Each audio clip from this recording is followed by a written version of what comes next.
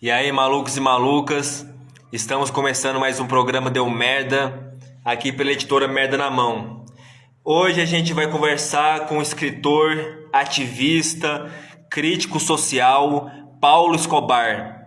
Paulo Escobar ele é de São Paulo, capital, e ele tem uma trajetória muito interessante, muito foda dentro das artes, da literatura, né? Ele é um combatente, como eu falei, é um grande crítico social e ele usa o seu trabalho para propor reflexões e ele também é um ativista não só dentro dessa literatura que ele faz intensa, subversiva, crítica, mas também ele tem várias ações muito potentes que ele desenvolve em prol de um ativismo real, um ativismo que não é só um ativismo, né, de internet ou de aparência, né? Ele é um cara que coloca a mão na massa mesmo e faz muita coisa interessante, muita luta, né, em prol dessa causa interessante e necessária, né, que é propor reflexões, ações reais, pragmáticas e intensas.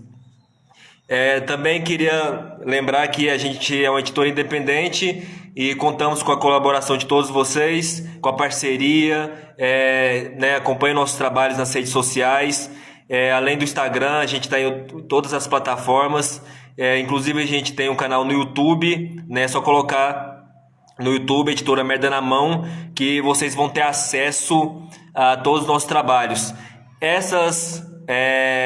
Esses programas que a gente está fazendo pelo Instagram, a gente finaliza aqui e depois a gente lança no canal do YouTube.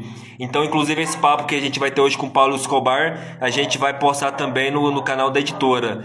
Aí eu também convido vocês a seguir nosso canal, curtir, compartilhar, que a cena independente ela precisa dessa coletividade, né? A cena independente ela só se fortalece realmente através da coletividade, né? No nós por nós e nesse espírito mesmo de junção, de união, de troca de informações, pensamentos. O Zé Júlio tá mandando boa noite, muito massa a caricatura. Diego, obrigado. Eu fiz uma arte, uma caricatura para o novo programa, né? Que a gente tem um programa com o Zé Júlio toda terça-feira. E amanhã tem o terceiro programa, que vai ser bem interessante, né? Contramão musical. Toda terça-feira a gente tá com esse programa apresentado pelo Zé Júlio e amanhã vai ser a segunda parte de homenagem ao Tarso, que foi o vocalista da banda Carnal Desire e que infelizmente faleceu no ano de 2019, mas deixou um grande legado, né? Ele foi um dos fundadores da banda Trevas, que foi a primeira banda de metal pesado brasileira, e ele teve uma trajetória de várias décadas no Carnal Desire. E né, o vocalista do Vulcano, que é uma banda também clássica do som pesado, mandou um vídeo aqui pra editora Merda na Mão pra gente colocar nesse programa do Contramão Musical. E amanhã a gente tá postando no canal do YouTube. E quinta-feira tem o Rimas Insurgentes do Gueto, que é a apresentação do Rodrigo Catarse, que é um dos integrantes do grupo de rap Catarse. Lembrando que o livro de poesias que a gente acabou de lançar pela editora Merda na Mão, chamado Poesia Podre, de autoria de Alexandre Chacal, Fábio da Silva Barbosa e eu, Diego Alcuri, já está a pré-venda acontecendo até dia 28. Tá R$20 e a partir do dia 28 vai para R$30, ou seja, a gente está com essa proposta de preços acessíveis, sem cobrar dos autores. E a gente também tem que mencionar que a capa foi feita pelo Guga, que é um artista visual muito foda, e o Moisés também participa desse livro fazendo a arte das beiradas do livro, né? E até o Zé Júlio tá falando grande programa do Rodrigo Catarse, toda quinta-feira a gente tá com essa parceria. E antes de colocar o Paulo Escobar no nosso programa, lembrando que Poesia Podre é só mandar recado pra gente, inbox, que a gente né, faz esse trâmite. E os livros estão chegando por volta de quinta, sexta-feira, está saindo a gráfica, a gente vai estar encaminhando para todos aqueles que já compraram esse livro na pré-venda, né? E mais uma coisa, eu queria também que vocês comentassem como é que tá o meu áudio. Quando o Paulo entrar também, vocês comentem se o áudio tá bacana, como é que tá. E quem tiver alguma pergunta para fazer, alguma colocação, pode colocar aqui que a gente caminha para o Paulo e, né, aproveitar, né, a oportunidade de conversar com esse escritor que tem muito para contribuir. Então, um trabalho de reflexão social muito foda. Inclusive no canal da editora tem um poema que ele escreveu dentro de uma das suas obras, né? Que é Os Mais Pobres e a Pandemia, que eu recitei esse poema, tá lá no nosso canal. A Flavinha, ela comentou que o áudio tá ótimo, o Zé Júlio também. Então vamos colocar aqui o nosso amigo aqui, escritor, para trocar essa ideia. Já coloquei aqui na conversa, em instantes. O Paulo Escobar está entrando aqui.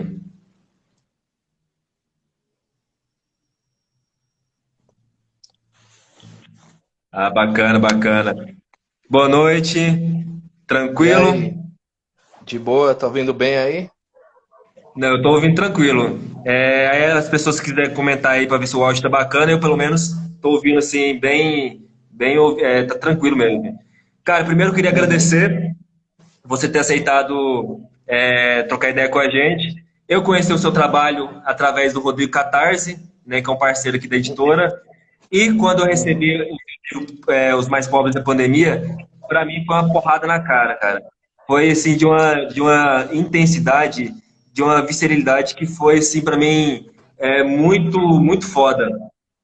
E antes de passar para você, que eu queria entender como é que você chegou nesse mundo da literatura, eu queria só ler um dos seus poemas, só para a galera entender a potência da sua poesia, cara. E queria que a galera acompanhasse que esse livro tem tudo a ver, né? Pandemia, pobreza, e que a gente sabe que a pandemia está atingindo muito forte as periferias, né? Então tem um Sim. poema que eu vou recitar aqui rapidinho, só para a galera entender a sua literatura e depois eu passo a bola para você. Uhum. A polícia não está de quarentena. A polícia continua agindo, mascarados ou desmascarados. E eles reprimem, se aproveitam das ruas vazias para torturar e continuam reprimindo os mesmos de sempre. Os mais pobres agora precisam ficar mais espertos, pois para a polícia não há epidemias que evitem sua repressão. Eles prendem nas ruas, eles jogam bomba nas favelas, eles têm a lei ao seu favor. E a lei é cega para suas maldades. Em nome da ordem, a repressão não pode parar. A polícia não pode parar. Ela precisa reprimir em tempos de pandemias. Causar mais dor é preciso, pois essa é a sua missão e ela precisa ser cumprida. Em tempos normais, em tempos de pandemia, a polícia continua sendo polícia. Cara, quando eu li isso, maluco, para mim foi assim, muito tempo que eu não li um texto tão forte, tão tocante. E eu queria começar esse papo primeiro entendendo como é que você chegou à literatura e como é que ela, né, te motivou a você querer começar a escrever. Então, primeiro agradecer aí, dizer que eu conheço o Rodrigo também, de uns corre com a população de rua, né? Rodrigo Catarse. Ele já trampa em alguns projetos, alguns serviços aí voltados para os moradores de rua. E daí que eu conheci ele. É... Pô, mano, eu na real eu cheguei pra correr com a rua antes. Eu cheguei na Cracolândia no final de 99, começo do ano 2000. Eu trampei alguns picos ali na Cracolândia, presenciei muita coisa de lá pra cá, nesses 20, quase 21 anos, ano que vem faz 21 anos. E eu sentia que eu tinha uma dívida para escrever, porque eu sempre gostei de ler muito, desde muito moleque. Tipo, meu pai sempre me influenciou a querer ler do tempo que a gente saiu do Chile, porque eu sou chileno na real. E em 88 ele foi me buscar, que ele vinha fugindo do governo militar lá, né? Então, sempre me interessei pela leitura, sempre gostei de ler. A gente nunca teve muita grana também para livro, essas coisas, mas os livros que eu pegava eu curtia ler. E sempre a parada de história, de sociais, esses materiais, pedagogia também eu gostava de ler muito. E também de autores latino-americanos. Principalmente latino-americanos, eu sempre tive meio que não sei se é um preconceito, mano, mas um pé atrás com os autores europeus, justamente porque a galera acaba centralizando a leitura no europeu e querendo contextualizar a América Latina, querer implantar algumas coisas que só lá é que puderam acontecer. Então acaba meio que tirando um pouco do contexto e querendo padronizar o rolê. E aí depois de 16 anos, mano, no ano de 2016, que eu decidi escrever alguns contos e crônicas. Pensei sempre em escrever num linguajar simples, que fosse acessível, e sempre me preocupava com que a Dona Maria do Barraco, o seu José, aquela galera que não teve acesso à cultura, à educação, a tudo isso, por uma série de motivos, tivessem acesso às histórias que eu iria escrever.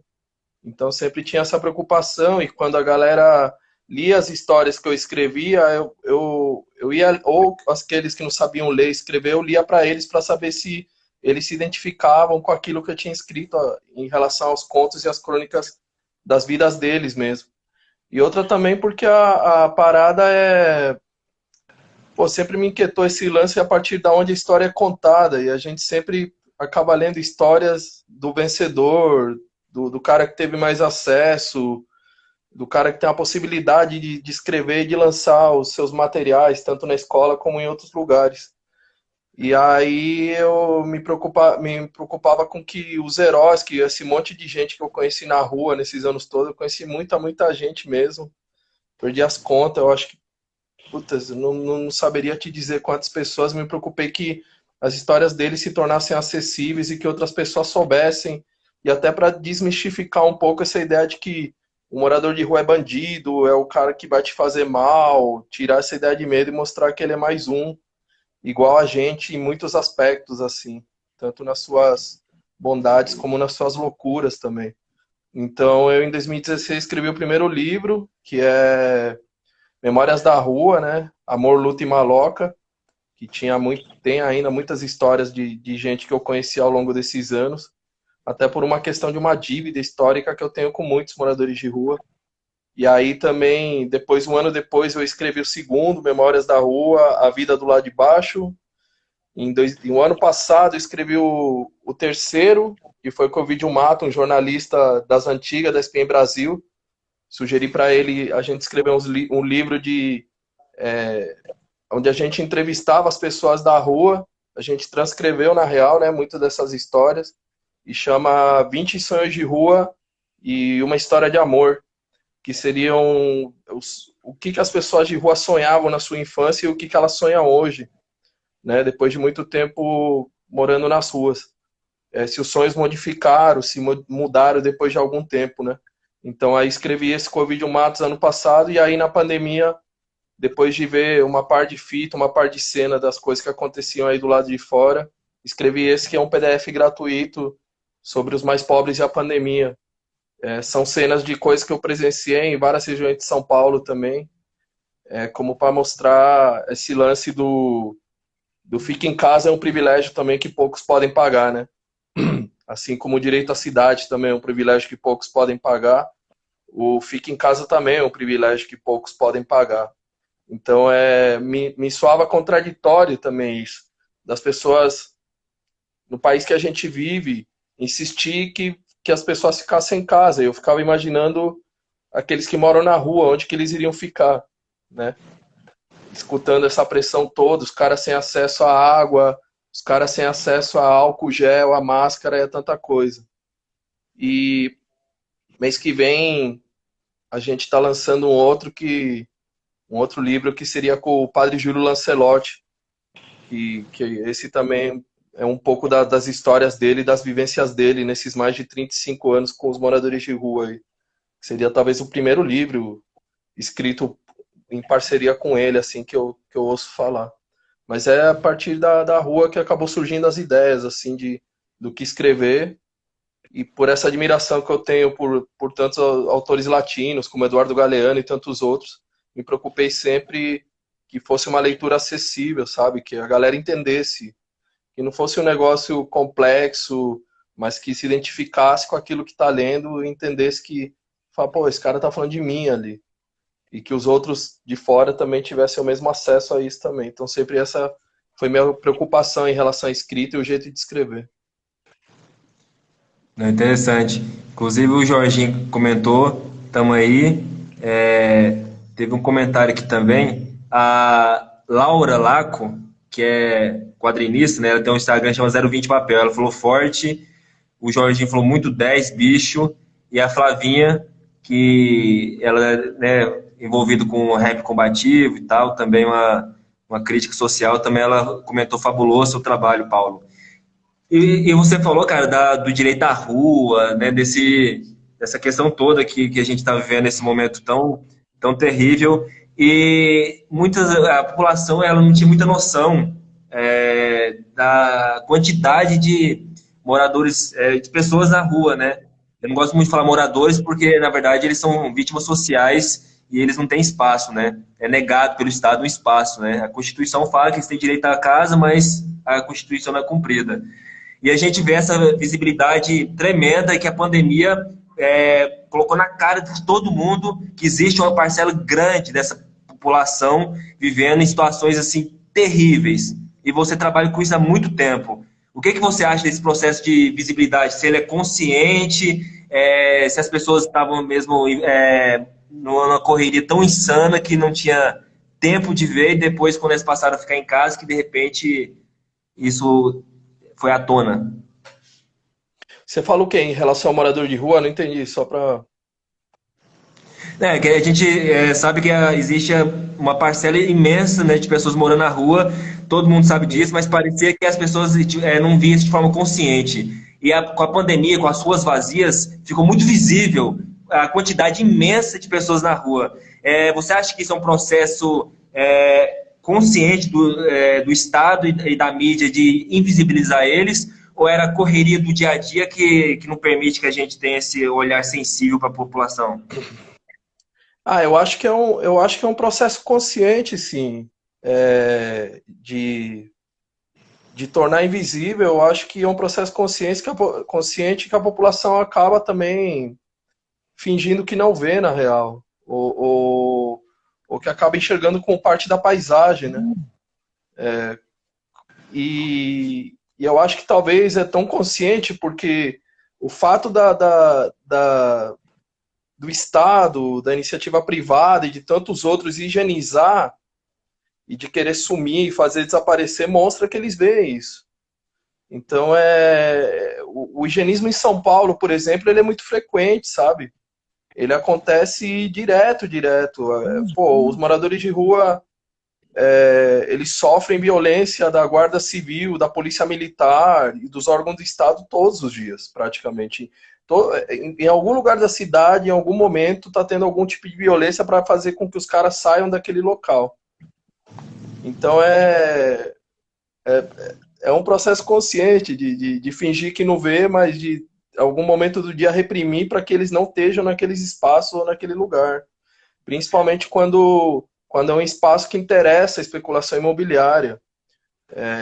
A repressão, é isso que você leu sobre a polícia, na pandemia ela não parou também. A Cracolândia ela foi reprimida e ainda é reprimida diversas vezes.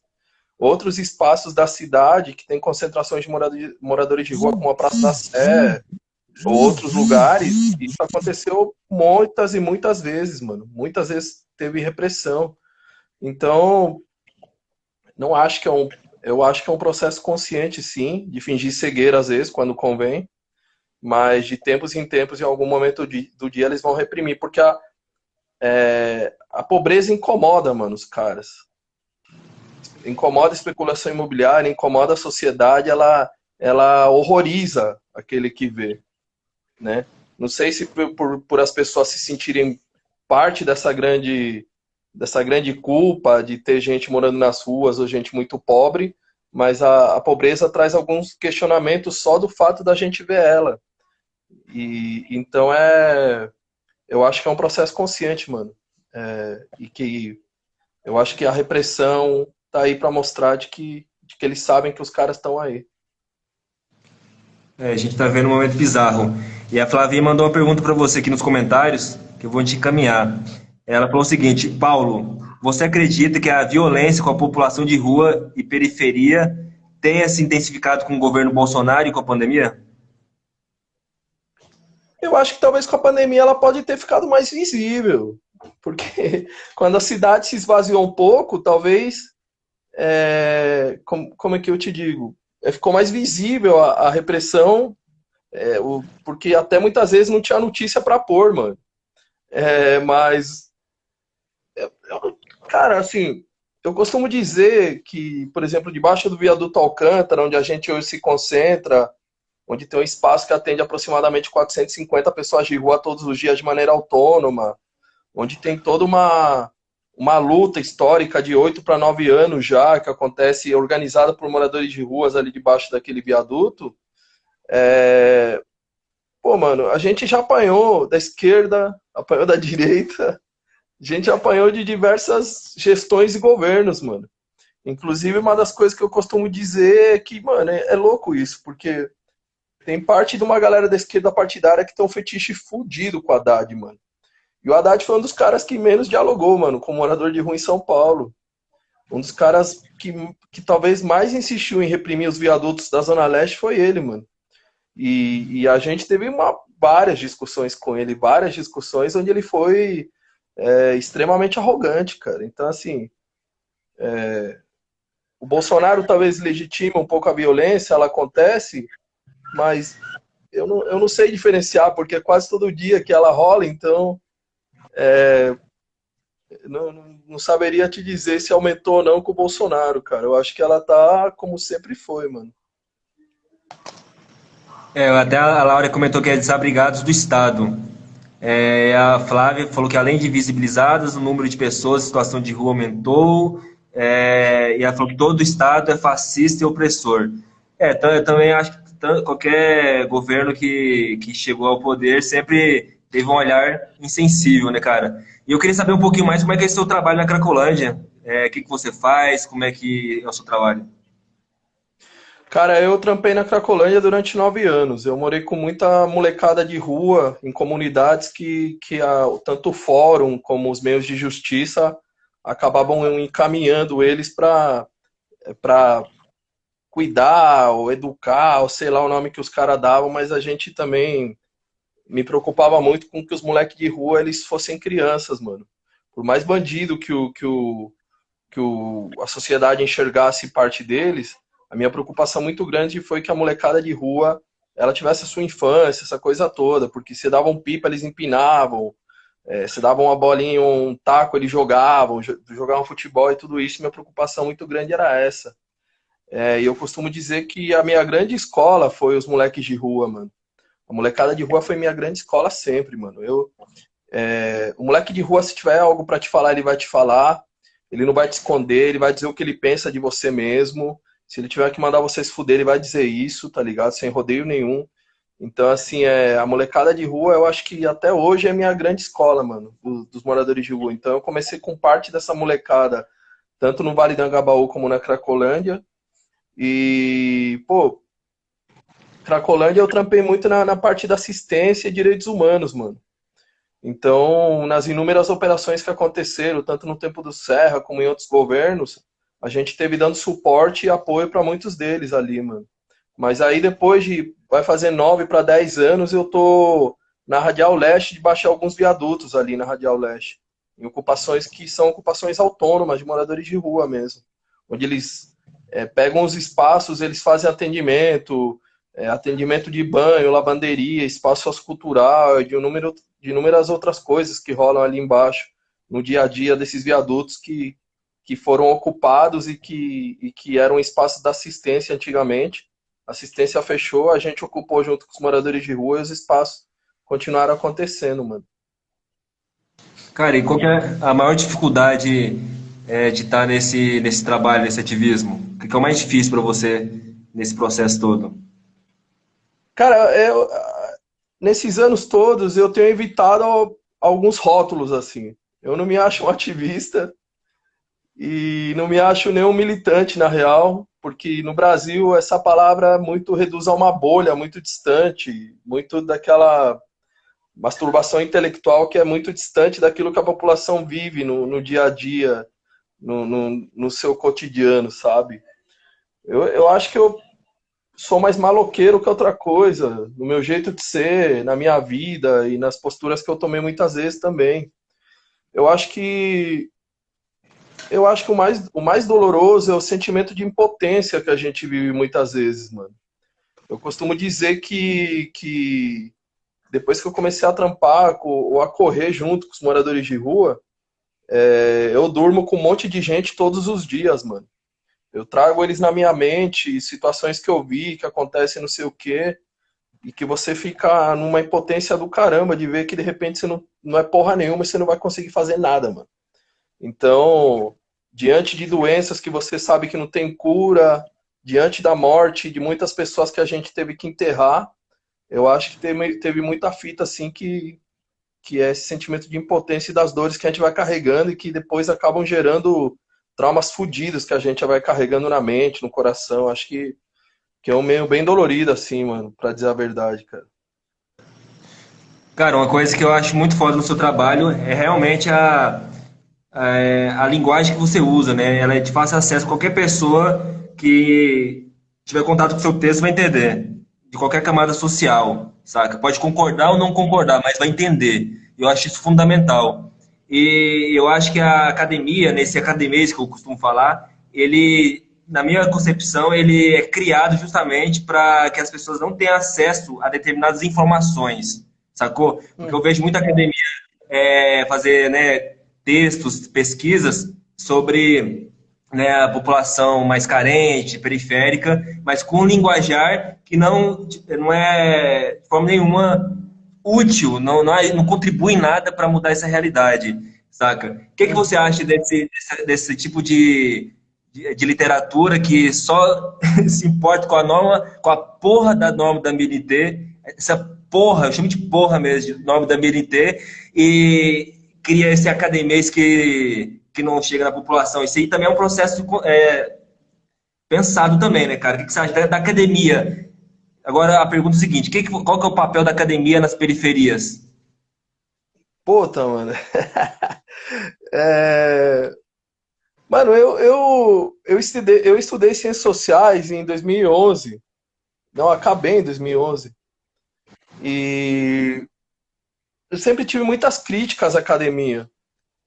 E até quando me chamaram, quando eu tinha acabado de fazer a graduação em sociais, tinham me chamado para ver se eu mestrava, não sei o quê, que isso aqui me ofereceram, essa oportunidade. Aí eu neguei ela porque eu justamente eu não queria escrever um bagulho que ficasse dentro de uma prateleira, sabe? Para que fosse estudado, para que fosse lido por pessoas que vêm de um outro meio social e ficasse relegado às prateleiras dos corredores acadêmicos, mano. Mano, eu acho que a academia, mano, no Brasil, eu acho que tem alguns lugares na América Latina que ainda tem um contato um pouquinho, mesmo mínimo, mas algum tipo de contato. Mas a academia, mano, no Brasil, ela é muito distante da realidade do povo brasileiro, mano. Ela é muito distante mesmo. As teorias, aquilo que é estudado, aquilo que é pensado do lado de dentro é pra bolha deles mesmo, mano. Ele não chega ao cara que mora debaixo do viaduto, não chega às periferias. O linguajar é difícil, eu acho que ele é intencional mesmo, ele é difícil de maneira intencional. Eu acho que a pedagogia ela é feita, escrita de uma maneira justamente com um linguajar difícil para que o cara não venha entender mesmo, para que só venha entender aquele que teve esse acesso a esse tipo de linguajar. Então acho que a academia ela continua tendo uma dívida terrível, mano, com o povo pobre no Brasil, mano. Ela, eu acho que é isso, mano. Ela serve para criar a regra da BNT, cara. Mas Fora isso, eu não sei, cara. Ela não. Pô, é o que eu fico pensando às vezes. Até eu ouço algumas coisas, eu leio alguns negócios e vejo o que que a Dona Maria, o que que o Maranhão, o que que a galera que mora do viaduto Alcântara ali de baixo vai saber quando você escreve num texto o sistema neoliberal, sistema capitalista, ou então parte da esquerda em São Paulo, por exemplo, há anos atrás eu escutava os caras fazendo reunião em periferia falando de lumpen, velho. Então, assim, quem porra vai entender aquilo ali? Ou então, mesmo na galera mais libertária, às vezes, aplicando um linguajar que não é entendível, mano. O cara fala de anarquia, mas a dona Joana não vai saber, mano, que porra é essa. Então, muitas vezes, é mais fácil ela entender o nós por nós, que ela sabe que os governos muitas vezes lhe deram as costas, e que assim, ela vai conseguir entender na parada. Pô, se eu me junto com a Maria do lado, me junto com o Maranhão e com os outros caras, e a gente faz um negócio acontecer, o tal nós por nós, ela tá vivendo anarquia muito mais do que muitos acadêmicos em si. Então pô, a academia ela tem uma dívida, eu acho que histórica, eu acho que ela é distante, e eu acho que ela tem intenção mesmo, mano, em ser distante. Eu acho que a intenção do linguajar justamente é dificultar, mano, aqueles que não tiveram o mesmo acesso à cultura e à educação do que aquele que está transmitindo esse conhecimento terrível que ninguém entende porra nenhuma na real, mano. Não, com certeza. E eu já vi, por exemplo, acadêmicos na periferia falando em Foucault e relações de poder, cara. E até vou te falar um negócio que uma professora uma vez falou, é uma professora acadêmica, ela falando assim que a academia foi responsável de colocar o Bolsonaro no poder. Por quê? Porque ela falou assim que ela ia dialogar com a periferia, pessoas que não tinham acesso à leitura que ela tinha, e ela tinha nojo, ela usou essa palavra, tinha nojo de conversar com eles, porque eles não conheciam Foucault, não conheciam etc, etc, e por não dialogar com eles, pelo nojo, ela foi responsável por criar o Bolsonaro, ou seja, em vez dela ficar com vergonha do nojo que ela tinha, não, ela estava com raiva de ter criado o Bolsonaro e ele ter chegado ao poder, cara. Quando eu ouvi isso, maluco, para mim foi um choque, né? Inclusive, Fabiano, ele comentou o seguinte, cara, a academia no Brasil serve para mudar a nomenclatura das coisas e não a realidade, porque a realidade ele não conhece. O Rodrigo Catarse, ele entrou aqui, mandou um salve, guerreiros, e te mandou uma pergunta, Paulo. Ele perguntou o seguinte, o que você acha das eleições? Mano, historicamente não resolveu nada, né? Até o tal plebiscito lá no Chile lá foi resolvido depois de muitos anos, e até décadas de luta para chegar onde se chegou. E até os métodos que foram usados foram questionados, tanto pela esquerda como pela direita chilena, em relação à dita violência, não sei o que, os métodos que a molecada usou muitas vezes. Eu não sei, mano, quem chegar ao poder aqui, eu acho que aqui no Brasil a gente não teve nem aquela parada do dito menos pior, do voto de protesto, na real, mano. Você olha, você fala, porra, mano, quem? E todo mundo que chega lá, mesmo com todo um discurso de esquerda, depois quando vê, por exemplo, numa cidade que nem São Paulo, que vai ter que bater de frente com a especulação imobiliária, não tem coragem de fazer isso, mano. Então, talvez tenha que começar a se pensar em outras formas, mano, de organização. Eu não tenho nenhuma fórmula, mano, para dizer qual que seria o mundo ideal. Talvez eu acho que em pequenas revoluções, em micro revoluções, em alguns lugares acontecendo o rolê, possa ser talvez um jeito melhor que as pessoas se organizem com aquilo que achem que seja o melhor, mano. O Eduardo Galeano mesmo costumava falar que vamos destruir isso aqui tudo e depois nos escombros a gente vê o que vai fazer, mano, entre todo mundo aí. Mas não tenho nenhuma esperança, mano, com a eleição, pra falar a real, mano. Não tenho nenhuma esperança mesmo, em nenhum candidato. Faz décadas já, eu acho. O Rodrigo ele comentou aqui que já vê a esquerda usando um termo Lupen pequena burguesia para designar os manos que estão no corre do crime da quebrada. Cara, eu acho o seguinte, que a população periférica, a população pobre, que é a maioria, né, da população, a gente é a maioria, na verdade, a gente não é minoria porra nenhuma, saca? Isso aí também é uma divisão que eles criam pra gente, vai enfraquecer a população. E tudo é sim. criado mão de pobre. Tudo é criado mão de pobre. A roupa, os prédios, até a roupa que os ricos usam, a comida que eles comem, o jardim que eles têm, tudo é criado mão de pobre. Pobre é muito mais forte. O rico é fraco, depende de pobre para tudo, sacou? Uhum. Então, só que o pobre ele não tem essa consciência, talvez, da força, porque existe um mecanismo de superioridade e inferioridade implantado pelo sistema, sacou? Como que a gente pode contribuir para que a periferia entenda que ela é forte, sim, e que ela tem que se mobilizar para a revolução, para essas rupturas? Mano, eu acho que é na parte do convívio mesmo, é no dia a dia. As ocupas da Radial Leste mesmo, de moradores de rua de forma autônoma, eles se organizaram, a gente já vinha numa. Eu tava numa caminhada já de 12 anos, mano, pra ver algum negócio acontecer. Uma organização, as pessoas se juntarem e tentarem alguma coisa diferente, uma resistência, o nome que quiser lhe dar. Foram 12 anos, mano. E é muito tempo, e nesse tempo todo aconteceu muita coisa. Então, e aconteceu de tudo, assim. Então, eu acho que a esquerda tem um fetiche com o bagulho do bendito trabalho de base. De falar, não, tem que fazer trampo de base, trampo de base, trampo de base. Mas isso demora tanto, cara. Tem que ver se a galera tem paciência para isso. Isso se dá muito no convívio também. Então, as pessoas são muito imediatistas também, sabe? Elas querem que as coisas aconteçam rápido, agora, já, sabe? Que o cara que falha não fale mais, que o cara que possa ter algum um problema, um distúrbio, não sei o que, ele deixe de ter, e que acompanhe você numa luta, não sei o que. Isso leva muitos anos, mano. Se dá muito no convívio.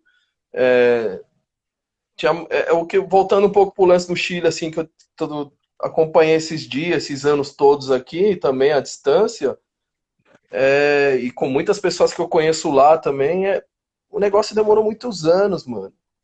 A gente tá falando de lutas de décadas, a gente tá falando que os caras derrubaram uma constituição de 30 anos atrás, mano.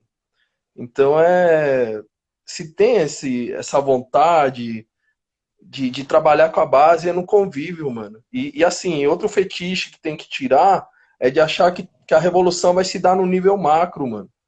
As pessoas esperam muito uma derrubada do capitalismo a nível mundial, mano. E de repente não, mano. O negócio tem que ser feito no dia a dia, aos poucos, em pequenos setores, sabe? Com pequenas vitórias e inúmeras derrotas. O tempo passar, você se desgastar, da saúde pro saco muitas vezes, sabe? Então é um trampo bem demorado, mano. Eu acho que para tentar se construir alguma coisa, tem que ter gente disposta há muitos anos aí, mano. De corre junto para ver se acontece algo.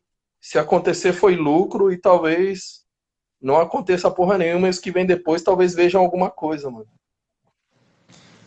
Que a esquerda, ela nunca quis pôr o pé no barro mesmo, né? Nunca quis estar de frente com a periferia, né? E isso aí possibilitou que as igrejas fundamentalistas, com um projeto político muito consciente, definido, ocupassem esses espaços, né? Você que convive muito, né, com a galera de rua, né, Cracolândia e tal, como é que tá, o que você pensa desse lance da igreja, do fundamentalismo tá tão forte cada vez mais nas periferias, cara? Mano, é que nem estava falando da professora que falou que o do Bolsonaro e tal, essa coisa toda das periferias. Quando a esquerda ganha, o, a direita bota a culpa no pobre, mano, da derrota. Quando a direita ganha, a esquerda também bota a culpa no pobre da derrota. Né? Qualquer um bota a culpa no pobre quando perde. Porque os caras não sabem votar, porque foram os caras do Nordeste, porque deram 600 conto, agora os caras estão levantando o cara, não sei o que, papá. Mas ninguém se preocupa em fazer uma análise, e eu acho que é um pouco daquilo que a gente falava até na questão dos livros mesmo, deles serem acessíveis. O Bolsonaro, com todo o seu fascismo, com todas as suas loucuras, sua psicopatia e todos os nomes que ele merece ter, ele é acessível, mano, a quem escuta ele. Ele quando fala em relação a que o bandido Moro tem que morrer, que não sei o quê, e aquelas idiotices toda que ele fala, ele é entendível. Então, talvez o problema da professora acadêmica é que justamente ela não chega na periferia porque ela não é acessível. Quem que era mais acessível e entendível para a periferia? Ou para os bolsões de pobreza, ou o nome que quiser dar? Era o Bolsonaro ou o Haddad no segundo turno? O Haddad é acadêmico pra caralho. Então, assim, o cara não se faz entendível. E o diálogo que o PT teve historicamente, que isso não dá para tirar mesmo, não concordando com a via que eles usam, não sei o quê, e tantas coisas críticas que eu tenho, nos anos 80 ela foi muito acessível. Quando os caras construíram o partido, as comunidades de base, essa coisa toda, eles estavam nas favelas, essa parada toda, isso aqui era acessível, se perdeu isso com o tempo. Então, se quebrou o diálogo um momento e não ficou acessível. A igreja pentecostal, ela é acessível, mano, muitas vezes, no seu falar. Porque pro cara que ouve que ele vai ter uma saída rápida da miséria, ele vai acreditar nisso, né? Então, assim, quando vem um pastor, diz para ele de que se ele doar, Deus vai dar em dobro, ou não sei o que isso, aquilo, o cara vai acreditar nisso, mano, porque ele tá entendendo aquilo que está sendo dito para ele. E quem tá na merda, e quem tá na miséria extrema e não sei o que, vai querer sair dela, mano.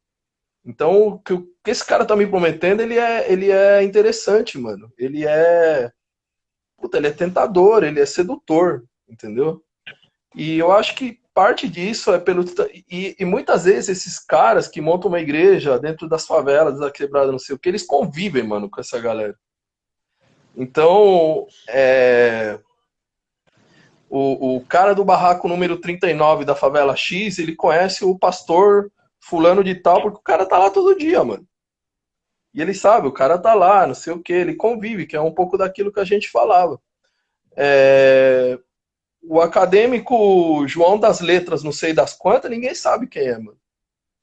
Ninguém sabe quem é.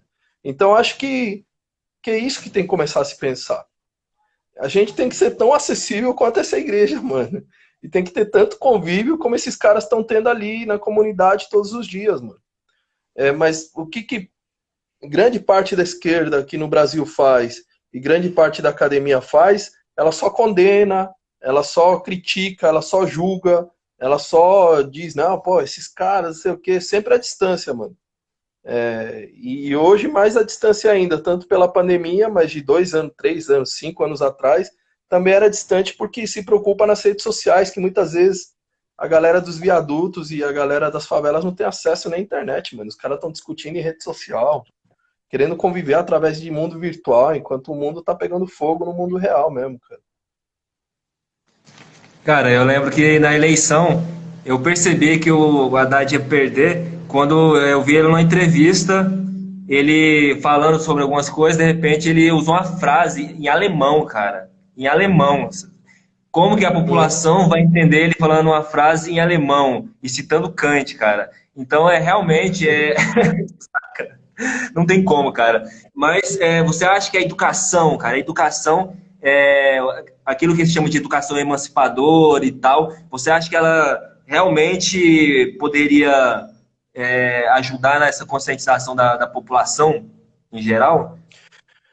Mano, eu acho que o Paulo Freire deixou muita coisa, muito exemplo bacana a ser seguido, mano. Mesmo parte da esquerda libertária ou dos nossos grupos autônomos não acreditar muito, dizer que o cara era reformista e muita coisa, ele foi acessível também.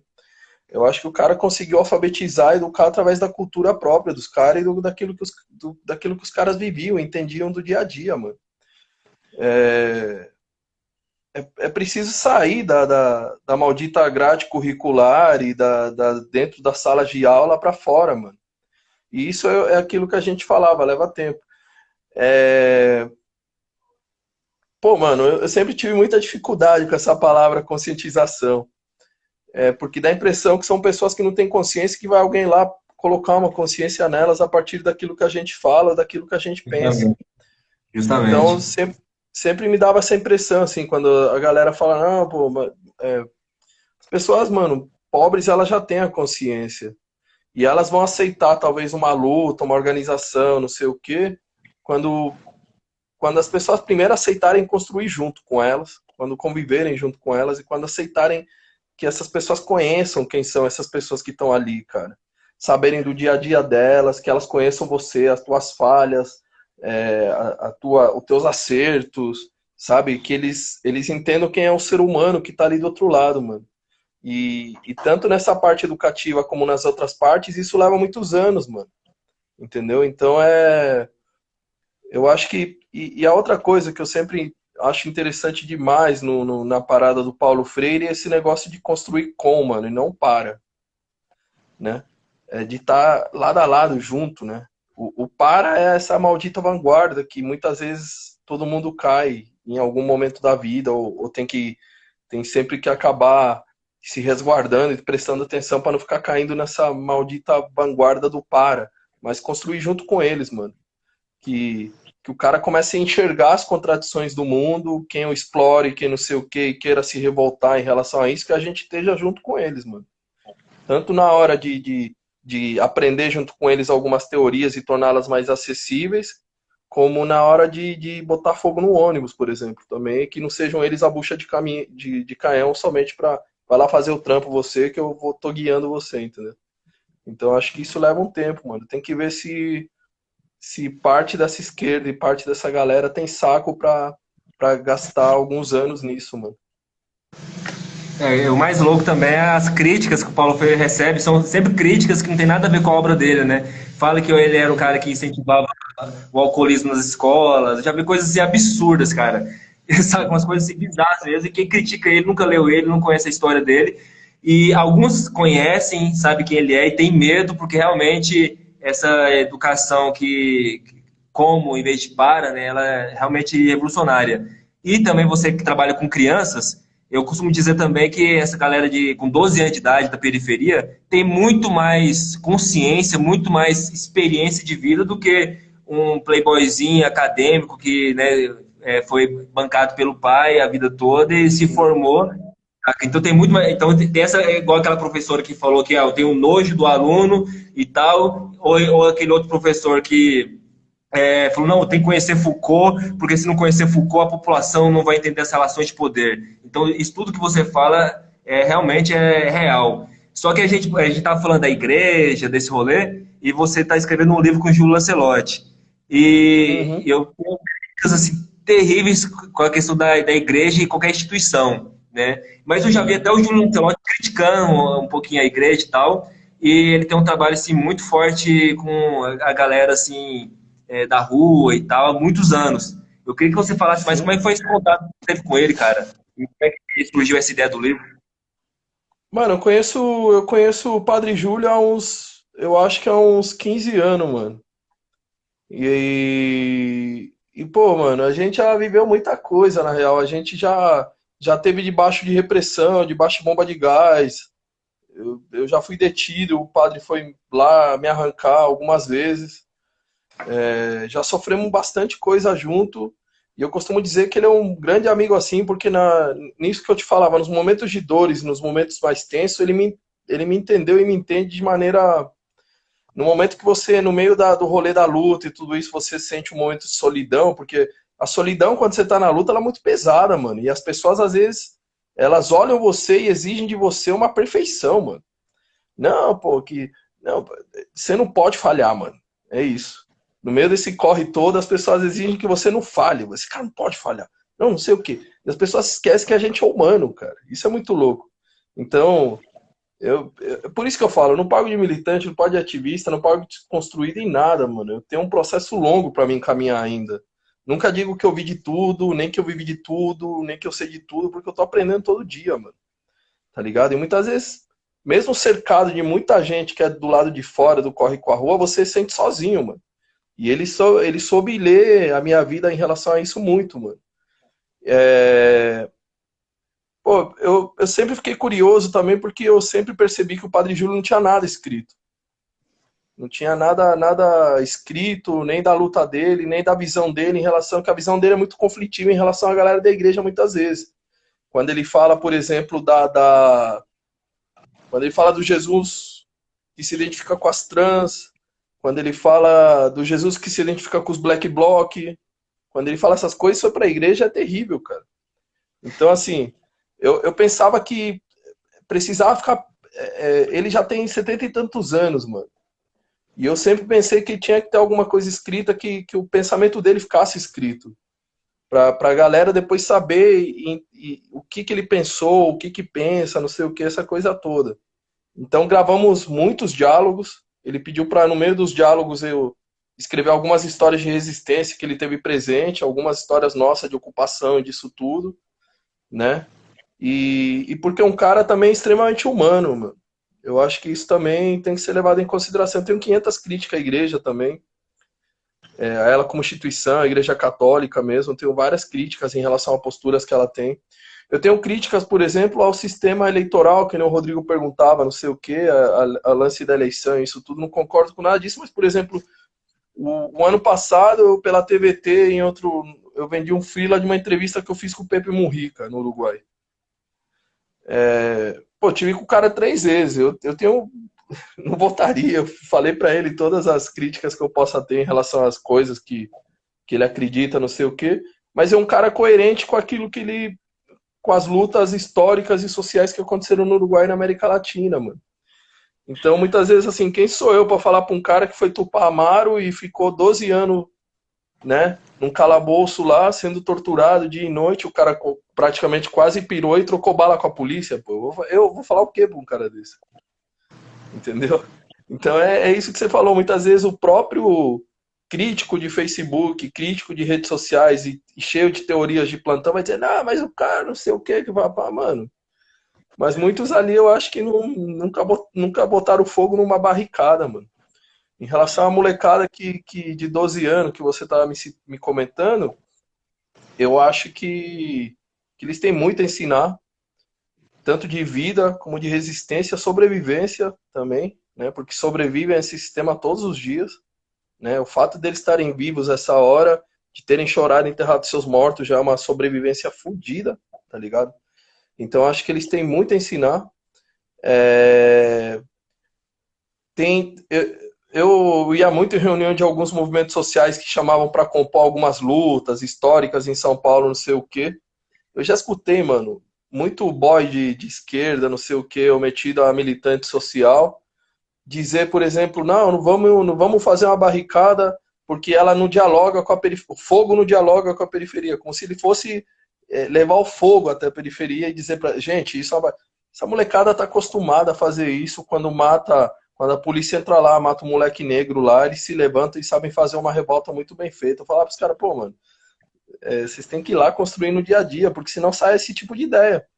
Esse tipo de asneira de dizer que o fogo não dialoga com a periferia, que o moleque de 12 anos está sendo vândalo, não sei o quê. Eu já vi grandes movimentos sociais fazer policiamento de black bloc para não quebrar vidro de banco ou não atacar pedra. Então, assim, é foda, mano. Algumas citas que a gente já... E isso eu acho que me desgasta mais do que muita... Sempre falo que as pessoas de fora, e muitas vezes de muitos movimentos sociais, com essas ideias de jirico, cara, elas me desgastam muito mais do que as pessoas que moram nas ruas, mano. Sempre, o meu desgaste maior é com esse tipo de gente, mano. Com certeza. Cara, o tempo passa rápido, cara, quando o papo é bom e tão esclarecedor. A gente já tá no final, né? O Instagram, ele, depois de uma hora, ele corta e eu não quero cortar no meio do assunto. Cara, queria agradecer. Eu acho que o que você falou, nós por nós, é uma coisa que eu e o Fábio, que é editor, a gente sempre fala. A gente repete nesses... A gente não gosta de falar live, não, porque é uma palavra estadunidense, a gente prefere falar programa ou qualquer outra coisa, né? Mas a gente sempre repete, nós por nós, coletividade, nós por nós, para ser um mantra mesmo, a galera entender que a gente é uma editora que não cobra do autor, é uma editora que não tem visão lucrativa, não tem lucro porra nenhuma, justamente porque tem esse mercado editorial, ele é segregador, não dá espaço, saca, para essa galera, eles cobram caro, visando lucro e visando também que essa galera não tem acesso a mostrar seus trabalhos, né? Então, a gente também não caga regra, sabe? A gente tem essa postura. Queria agradecer muito, velho. Eu admiro muito a sua luta. Eu acho muito foda o seu trabalho, seu texto. Quando eu li o seu livro sobre a pandemia e os pobres, para mim realmente foi uma porrada na cara. E o cara que me mandou esse trabalho é o Rodrigo Catarse, que é um cara que eu acho também fudido. E, cara, valeu demais, cara. Então agradeço. E tamo junto, cara. Qualquer coisa aí, só chegar. Fechou. Aí os outros, eu tenho o PDF dos outros, eu posso te enviar e você espalha pra galera que você quiser, mano. Dos anterior. Fechou. Vou pegar contigo então Beleza? e a gente espalha tudo aí. Fechou, Valeu. mano. É isso Obrigadão aí. aí. Valeu aí pelo corre de vocês também, mano. Obrigado. Tamo junto. E a editora Merda na Mão, sempre publicando os impublicáveis. É isso aí, mano. Valeu! Falou, mano. Um abração.